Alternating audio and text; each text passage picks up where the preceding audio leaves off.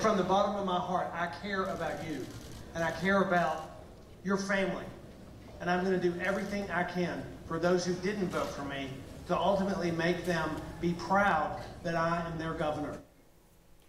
This week, Bill Lee will officially take over as governor of Tennessee. His inauguration is set for Saturday in Nashville. Just ahead of that, our colleague, 10 News anchor Robin Wilholt joins us live from Nashville. Her sit-down interview with the governor-elect and his priorities for the state. Good evening, Robin.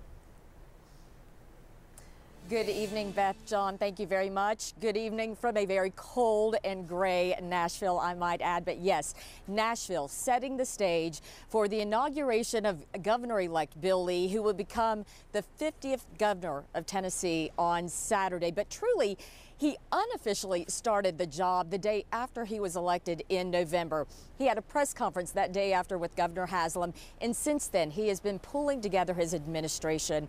Just today he appointed 3 members of his cabinet. He's been doing so for days, so his work has been well underway. As you mentioned, I had the opportunity to sit down with the governor-elect earlier today at the Capitol. We talked about a number of issues ranging from health care to taxes to the opioid epidemic, all top priorities, but also among them, education.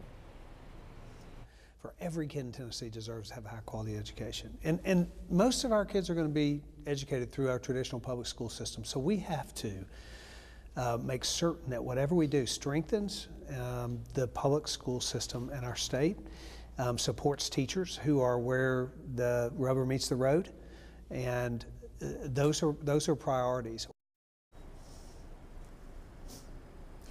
Now, the governor-elect has said all along that he is a proponent of vouchers. Of course, critics saying it would take away from public schools, but he says it can be done without hurting public schools. We will be following, of course, his lead as he takes officially the job of governor coming up on Saturday. And Saturday, Nashville will essentially turn into a big party. There are lots of inaugural events planned, including a free tour of the state capitol. You can, to my left, watch the inauguration on the Legislative Plaza, and then there's going to be a big party on Broadway, all free for Tennesseans to come and take part in.